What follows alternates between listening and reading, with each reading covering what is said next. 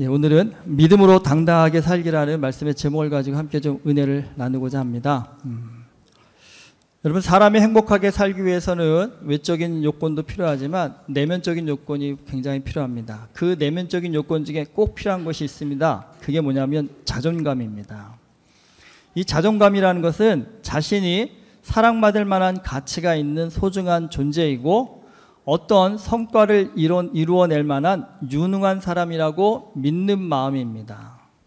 여러분, 자존감이 있는 사람은요, 정체성을 제대로 확립할 수 있고 정체성이 제대로 확립된 사람은 자존감이 더욱 높아집니다. 결국 자존감이라는 것은 자신의 정체성을 바르게 세워야 가질 수 있는 것입니다. 그럼 정체성은 무엇입니까? 정체성은요, 내가 누구인지를 정확하게 아는 것입니다. 여러분, 내가 누구인가?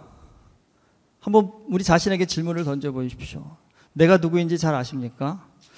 참 간단한 질문 같은데 여러분 생각해보면 이거 굉장히 어려운 질문입니다. 나를 가장 잘 아는 사람, 나 자신이겠지요. 그런데 여러분, 살다 보면 나도요, 나를 모르겠는 경우가 수도 없이 많습니다. 특별히 우리가 어떤 실수나 잘못을 반복하게 될 때 우리 흔히 이렇게 말하죠. 내가 왜 그러는지 나도 모르겠어 라고요. 사실 여러분, 이런 상황이 되면 누구나요, 내가 이것밖에 안 되는 사람인가 나는 자괴감이 들 수밖에 없고, 또 그런 자괴감이 커질수록 자존감이 떨어져 갖고요, 아무것도 못하게 됩니다. 여러분, 아브라함이요, 또 아내를 팔았습니다. 아내 사라를 누이라 속이고 애굽의 바로에게 보냈던 실수를 이번에는요, 그랄에서 반복합니다. 이 그랄은요, 블레셋의 한 성읍입니다. 아브라함이 살던 이 네게브는요, 가나안 땅의 가장 남쪽에 있는 브엘세바를 중심으로 한 메마른 광야입니다. 이 네게브라는 단어의 뜻이요, 메마른 남쪽이라는 뜻을 갖고 있습니다. 그러니까 이곳은 비가 잘 오지 않아서 가뭄이 자주 발생합니다. 가뭄이 들면 들판에 풀이 자라지 않아서 가축을 키우는 아브라함은요, 풀을 찾아서 어디론가는 또 떠나야 하는 상황입니다. 그런데 이 네게브에서 가장 가까이 풀을 찾아 가기 좋은 곳이 그랄입니다. 성경에는 나와 있지 않지만 아브라함은 아마도요, 가뭄 때문에 흉년이 들자 가축을 먹이기 위해서 그랄로 이주한 것으로 보입니다. 살기 위해서 갔습니다. 하지만 그곳에서 아브라함을 환영해 줄지는 미지수입니다. 여러분, 롯을 구할 때 아브라함은요, 318명의 군사를 데리고 가 싸웠다고 했습니다. 그리고 그들은 모두 아브라함의 집에서 길리고 훈련된 사람들입니다. 그러니까 청장년들입니다. 그러니까 이 청장년들에 딸린 식소들까지 따져보면 아브라함은요, 적게는 몇백 명에서 많게는 몇천 명에 이르는 그런 어떤 부족 단위의 어떤 큰 공동체를 이루고 있었던 겁니다. 생각해 보십시오, 여러분. 이 많은 사람들이 한 번에 몰려오니까 그랄 왕도요, 신경이 쓰일 것입니다. 그랄 왕의 입장에서는 아브라함이 자신에게 적대적인 행동을 하지 못하도록 하는 좀 안정장치가 필요한 것입니다. 그런데 여러분, 이 당시 왕들이 즐겨하는 안전장치가 바로 결혼입니다. 결혼을 통해서 이 가족 관계가 되면 호의적인 관계를 가질 수 있기 때문입니다. 그래서 그랄 왕이요, 아브라함이 자신의 누이라고 사라를 소개하자 사라를 데려갑니다. 그런데 아브라함은 그런 상황을 또 아무 말 없이 바라만 보고 있습니다. 자, 여러분 생각해 보십시오. 여기서 제일 속 터질 사람 누구일까요? 아마 사라가 아닐까요? 애굽에서 나를 팔더니 그랄에서 또 파네. 저런 사람을 내가 남편으로 믿고 살아도 되나? 여러분, 이런 생각이 들지 않을까요? 수요일날 성경 공부할 때 다 여자분들이시거든요. 이 말씀에 굉장히 열받아 하시더라고요. 어떻게 한 번도 아니고 두 번이나 그렇게 팔 수 있느냐라고 좀 흥분을 하시더라고요. 하지만 여러분, 좀 이런 생각은 이 오늘날의 상황과 형편에 맞는 생각입니다. 이 당시는 부족 단위의 그런 시대입니다. 전쟁이 끊이지 않는 상황입니다. 여러분, 전쟁이 끊이지 않는 상황에서 내가 희생해서 전쟁을 피할 수 있다면 그래서 가족 모두를 안전하게 지킬 수 있다면 솔직히 어떻게 하시겠습니까? 사실 오늘 우리는 좀 먹고 살만하니까 가족 애가 옛날만큼 그렇게 강하지 않습니다. 사실 한국도 불과 3, 40년 전만 해도 가족 중에 누군가가 제일 더 큰 언니, 누나든 큰 마지가 정말 동생들 학교 보내기 위해서 일찍부터 공장에 가서 일해가지고 동생들 공부시켰다라는 그런 얘기들이 한국도 많았습니다. 비단 여러분 요즘 캄보디아나 베트남에서 젊은 20대 여성들이 왜 한국에 그렇게 나이 많은 아저씨들한테 시집을 갈까요? 가족들 먹여 살리기 위함입니다.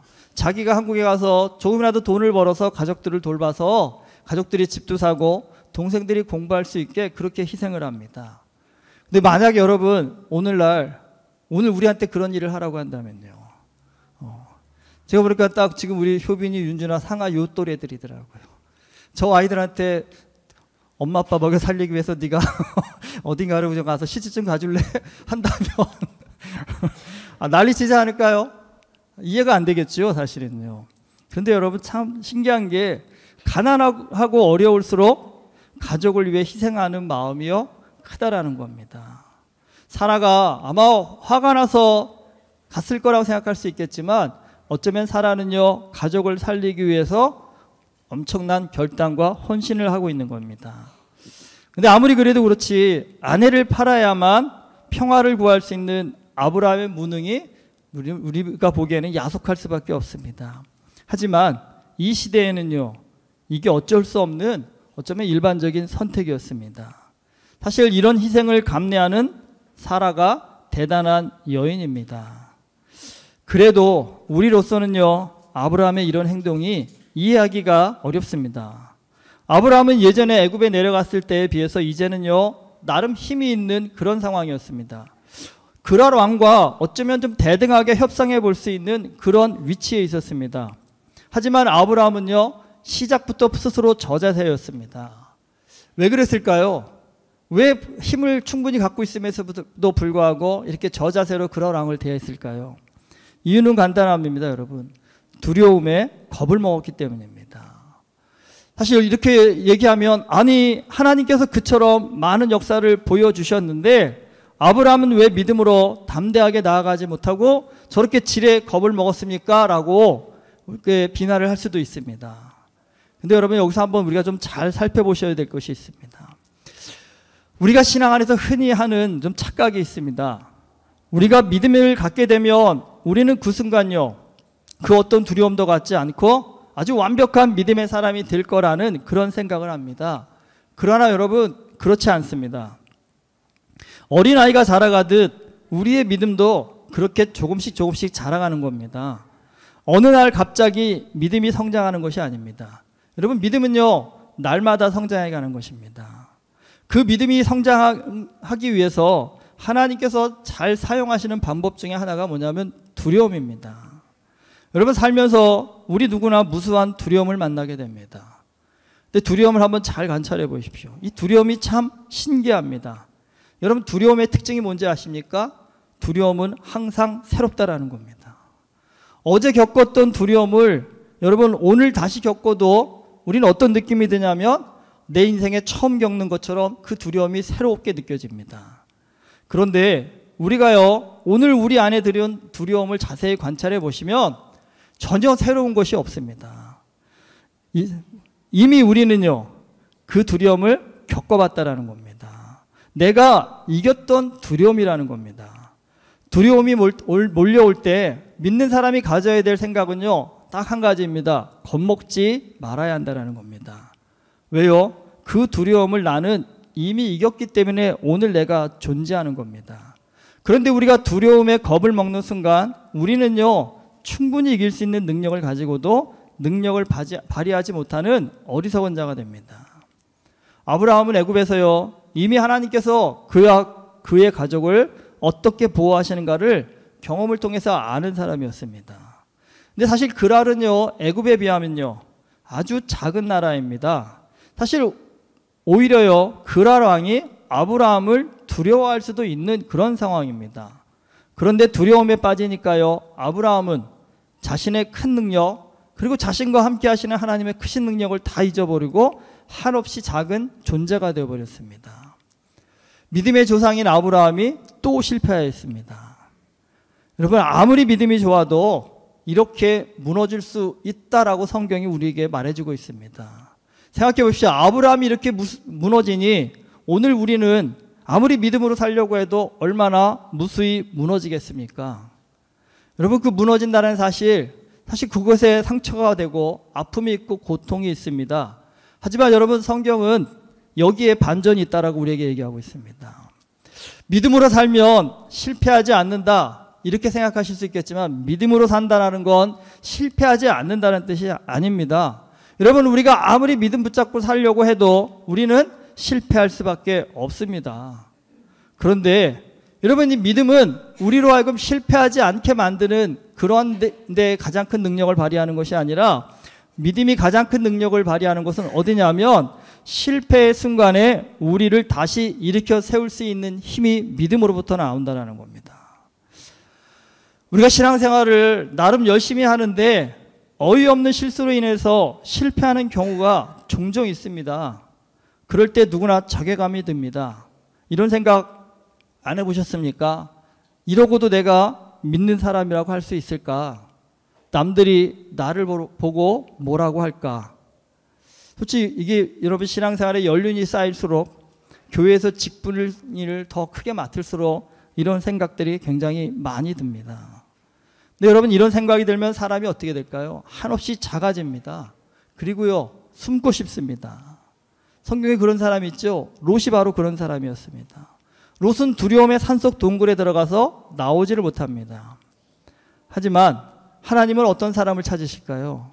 하나님은 실수 한번 하지 않는, 그래서 실패가 전혀 없는 그런 완벽한 사람을 믿음의 사람으로 찾지 않으십니다. 어차피요, 우리 모두는 완벽할 수 없는 존재라는 것을 아시기 때문입니다. 사실 자녀가 실수 한번 했다고 해서, 아니 한 번이 아니죠, 몇십 번 몇백 번을 했다고 해서 자녀를 버리는 부모는 없습니다. 오히려 부모는 실수하는 자녀를 보면서 뭘 기대할까요? 뭘 응원할까요? 그 실수를 딛고 다시 일어서는 자녀를 위해서 부모는 기도하고 격려하고 응원합니다. 아브라함이 참 부끄러운 실수를 한 번도 아니고 두 번이나 반복하였습니다. 정말 뭐 이런 무능하고 치졸한 사람이 있는가 싶을 정도입니다. 솔직히 오늘 우리 가운데 이런 실수를 내가 했다고 하면 정말 참담하고 부끄러워서 롯처럼 어디론가로 도망쳐 숨고 싶은 그런 사람도 계실 겁니다. 여러분, 아브라함의 믿음 하면 대단한 믿음이라 생각하는데 이 대단한 믿음은 완벽한 삶을 살았다는 데 초점을 맞추지 않는다라는 겁니다. 성경이 말하는 대단한 믿음은 완벽한 사람이 아니라요, 성경이 말하는 대단한 믿음의 능력은요, 부끄러운 상황에서도요 절망하지 않고 포기하지 않는다라는 겁니다. 아브라함의 삶을 자세히 관찰해 보면 그가 가진 탁월한 능력은요, 믿음으로 큰 일을 행했다라는 것이 아니라 언제나 감정의 기복 없이 그냥 일정한 삶의 패턴을 하나님 앞에 유지할 수 있는 그 힘이 아브라함의 큰 능력입니다. 슬프던 기쁘던 아브라함의 감정이 요동치지 않고요, 아브라함은 언제나 하나님 앞에 서는 그 일에 굉장히 초점을 맞췄고 집중하였다는 겁니다. 신앙생활의 핵심을 예배라고 합니다. 예배가 왜 중요하겠습니까? 여러 가지 이유가 있겠지만 저는 예배가 중요한 이유는요, 예배는 우리를 위해 감정을 요동치지 않고 하나님 앞에 서게 만드는 가장 좋은 안전장치이기 때문입니다. 성경은 우리의 감정에 따라서 예배에 참석하라고 하지 않습니다. 슬프던 기쁘던 화가 나던 기분이 좋던 감정에 상관없이요 예배에 참석하라고 합니다. 여러분, 감정에 상관없이 예배를 드리면 어느 순간 우리는 어떤 사람이 되냐면 감정을 통제할 수 있는 그런 힘이 생깁니다. 완벽하게 통제한다는 뜻은 아니고요, 어느 정도 우리 스스로의 감정을 절제할 수 있는 힘을 갖게 된다는 겁니다. 근데 여러분, 살면서 느끼시지만 내가 내 감정을 통제한다는 건요, 그것만큼 우리의 인생을 행복하게 만드는 큰 능력도 없습니다. 아브라함은 정말 분명 부끄러운 실수를 하였습니다. 하지만 아브라함은 그 부끄러움에 매몰되지 않고요, 다시 하나님 앞에 섭니다. 여러분, 그것이 아브라함의 믿음의 능력입니다. 잘했을 때에만 하나님 앞에 서는 것이 아니라 못했을 때에도 하나님 앞에 서야 하는 것입니다. 나의 못난 모습 그대로를 가지고 하나님 앞에 나오면요, 하나님은 우리의 보호자가 되어주십니다. 방패가 되어주십니다. 부끄러울수록 하나님 앞에 나와야 합니다. 부끄러울수록 예배의 자리에 더 나와야 합니다. 하나님은 하나님 앞에 나오는 사람의 부끄러움을요, 영광으로 바꾸어 주십니다. 아브라함은 가장 부끄러운 상황에 처했지만 그의 부끄러움을 하나님께서 그의 영광으로 바꾸어 주셨습니다. 오늘 말씀을 아브라함의 부끄러움에만 초점을 맞추면요, 사람은 역시 노력해도 안 되는구나라는 그런 절망감밖에 들 수밖에 없습니다. 하지만 부끄러움에도 불구하고 묵묵히 하나님 앞에서는 아브라함에게 베푸시는 하나님의 은혜에 초점을 맞추면요, 우리는 오늘 이 말씀을 통해서 오히려 더 큰 소망을 갖게 되고 희망을 갖게 됩니다. 여러분, 오늘 우리의 부끄러움을 치유하는 최고의 최선의 방법은요, 그럼에도 불구하고 하나님 앞에 서는 것입니다. 이래서 저래서 예배에 못 갑니다, 그게 아니라요, 그러기에 더욱 예배에 나옵니다라고 고백할 수 있어야 합니다. 여러분, 아브라함처럼요, 자신의 감정에 상관없이 하나님 앞에 서는 믿음의 능력을 가질 때 오늘 우리의 부끄러움을 하나님은 영광스러운 믿음의 승리로 변화시켜 주십니다. 여러분, 오늘 나의 부끄러움 때문에 하나님께 나오는 것을 피하는 어리석음을 범하는 것이 아니라 부끄럽기 때문에 오히려 더 하나님 앞에 열심을 가지고 나올 수 있는 우리 모두가 되기를 주님의 이름으로 축복합니다. 여러분, 그 열심을 가지실 때 하나님은 오늘 우리의 부끄러움을 하나님의 영광으로 변화시켜주는 그 놀라운 축복을 오늘 우리의 삶 가운데도 허락하여 줄 줄 믿습니다. 우리 모두가 이런 믿음의 능력자가 되기를 주님의 이름으로 축원합니다. 기도하시겠습니다. 하나님, 우리는 부족합니다. 연약합니다. 그래서 참 부끄러운 실수를 반복하며 이 땅 가운데 살아갑니다. 그런데 하나님은 그런 우리를 포기하지 않고 버리시지 않고 그 부끄러움에도 불구하고 하나님께 나오는 자에게 하나님의 영광을 허락하여 주십니다. 아버지 하나님, 오늘 우리가 세상 가운데 어떤 형편과 처지에 처했다 할지라도 하나님 앞에 예배자로 서는 일을 열심을 내게 하여 주시옵소서. 이래서 저래서 부끄러워서 못 갑니다가 아니라 그러기에 그럼에도 불구하고 하나님 앞에 섭니다라는 믿음의 고백자가 되게 하여 주시옵시사. 아브라함처럼 하나님 앞에서 부끄러움을 영광으로 변화시킬 수 있는 복된 믿음의 능력자가 되어줄 수 있도록 우리의 마음과 심령을 성령께서 붙잡아 주시옵소서. 예수 그리스도 이름으로 기도드립니다. 아멘.